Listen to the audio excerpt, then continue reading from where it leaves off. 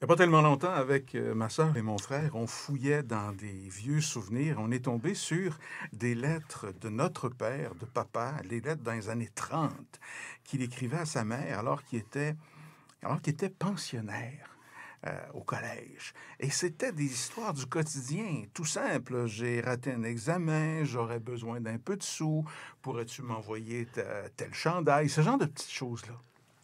Serge Giguère, qui Mhm. est mon invité aujourd'hui, qui est un documentariste cinéaste du Québec, une de nos figures majeures ici, a retrouvé des lettres de sa mère des années 50. C'est à l'inverse de mon histoire. Monsieur Giguère, bonjour. Bonjour, Bonjour, bonjour. bienvenue. Oui.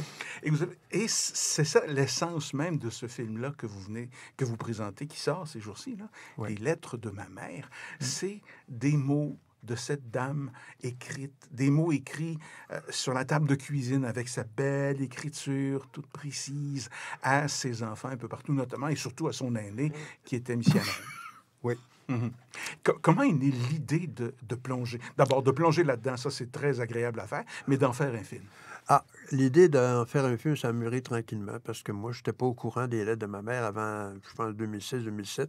C'est venu comme ça. Euh, il y a quelqu'un dans une réunion de famille qui se passait chez mon frère aîné, euh, qui est allé fouiller, Mhm. puis ils ont ramené les lettres qui étaient dans une boîte de chaussures dans le sous-sol. Puis on a sorti les lettres comme ça au hasard. Il y a Dans la tellement de choses réunion. dans les vieilles boîtes de chaussures, Ouais, des vieilles c'est ça. lettres, des photos, des choses Et comme ça. puis là, on a lu ça un peu, puis on a ri, on a vu ce qu'était notre mère par rapport à tel sujet, tel autre, tout ça.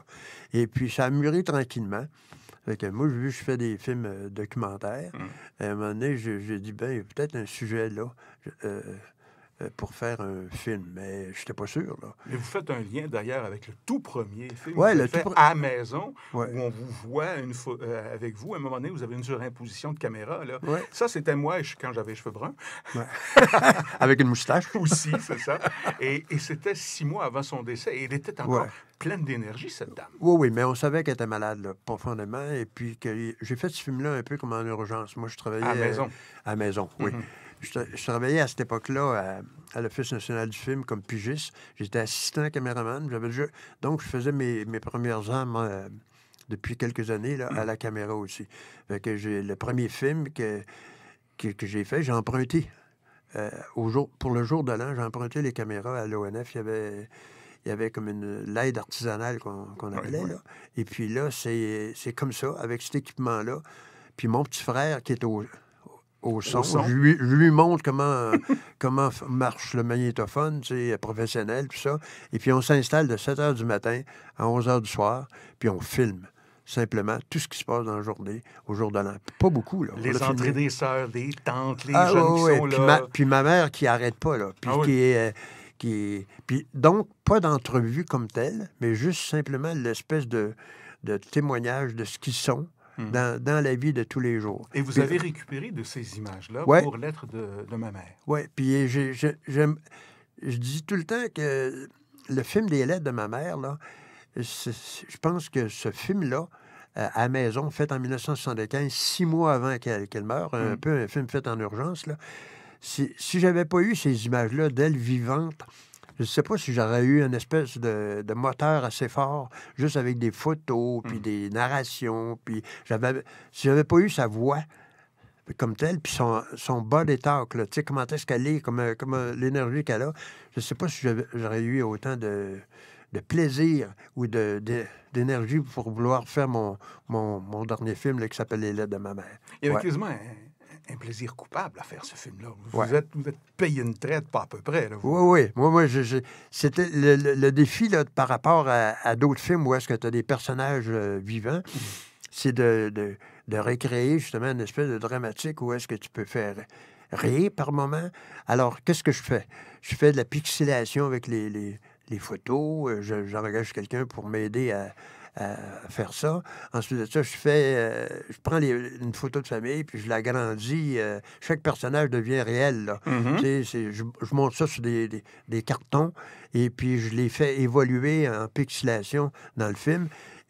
Et je mets aussi des archives un peu de l'époque, là. Puis je fais des entrevues avec mes frères et sœurs, puis je les confronte avec les lettres. Donc, c'est une espèce de bricolage comme tel. Je me suis filmé en train de faire mes décors.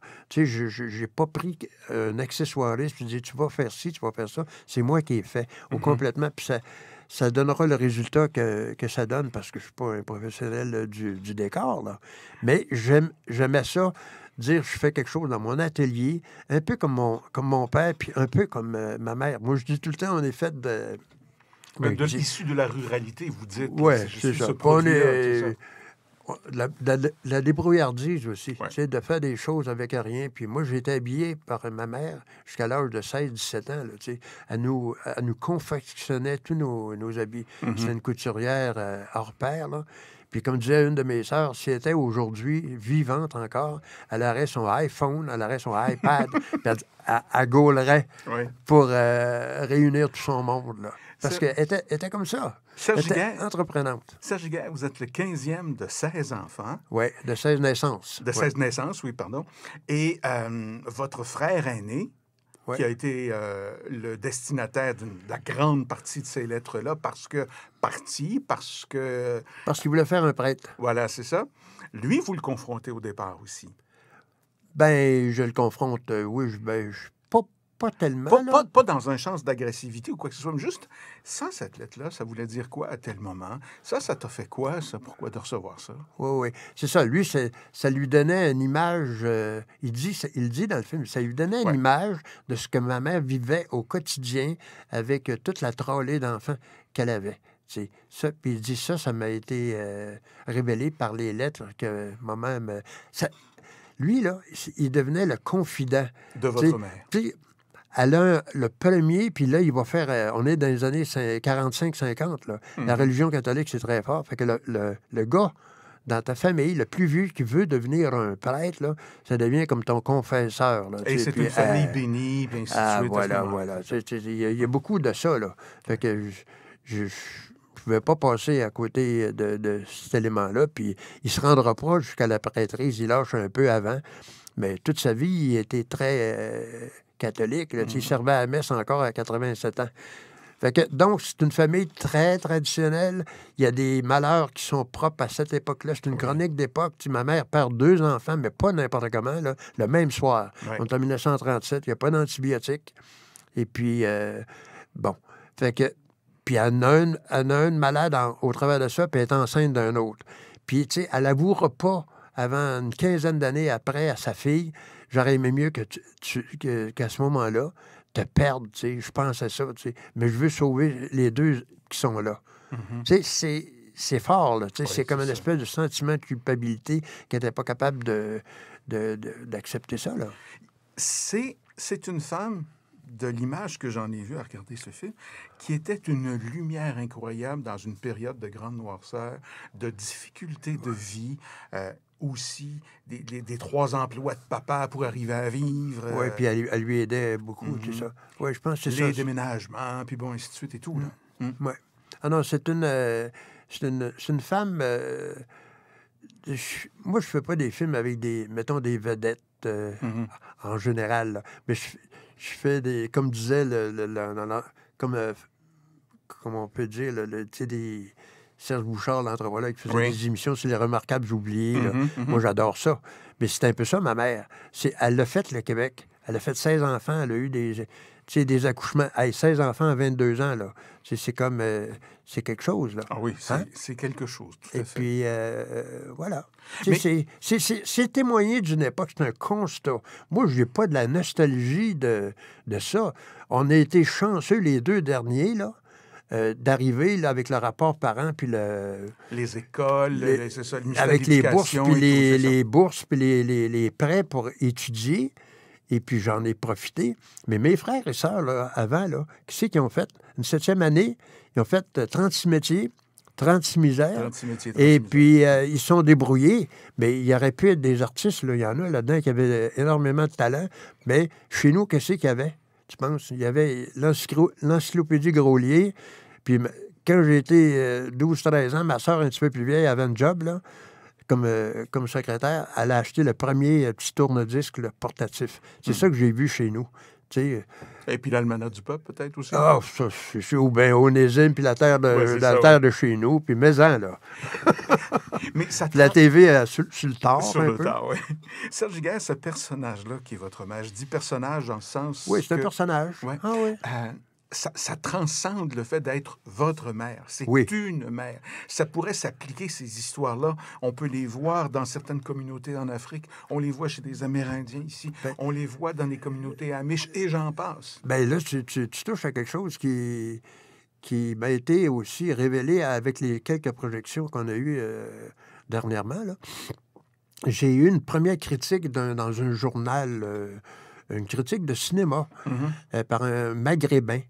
Puis il a dit le terme comme ça, oui, c'est la mère. En nous révélant sa mère, c'est la mère universelle. Dernièrement, je sors d'une autre projection, une amie Innu. Tu sais, elle a été à Shefferville, elle est née là. Puis elle vit maintenant à Montréal. Elle s'occupe des Autochtones, de l'emploi des Autochtones à Montréal. Et puis sa mère est encore à Ouachat. Puis elle dit là, il faudrait que tu fasses un film sur ma mère, sur ma grand-mère, tout ça. Puis, tu sais, elle était toute... Tu sais, puis je suis blanc. Elle est vraiment, là, tu sais, Innu, puis... Ben vraiment, elle est Innu, c'est tout. Mais je trouvais que c'était un beau témoignage. Je veux dire, il y a quelque chose là, qui l'avait touché dans cette espèce de regard-là de la mer. C'est un film qui se regarde à la vitesse de la plume qui se promène sur la feuille de papier. Oh, vous êtes bon, là. Les lettres de ma mère, de Serge Giguère. Et il prend l'affiche aujourd'hui, en fait, cette semaine-ci, et sous peu, un peu partout. Puis allez le voir, c'est de belles tendresses. Serge Giguère, merci beaucoup. Bien, je vous remercie beaucoup, M. Desmarteaux. Bonne journée. Au revoir.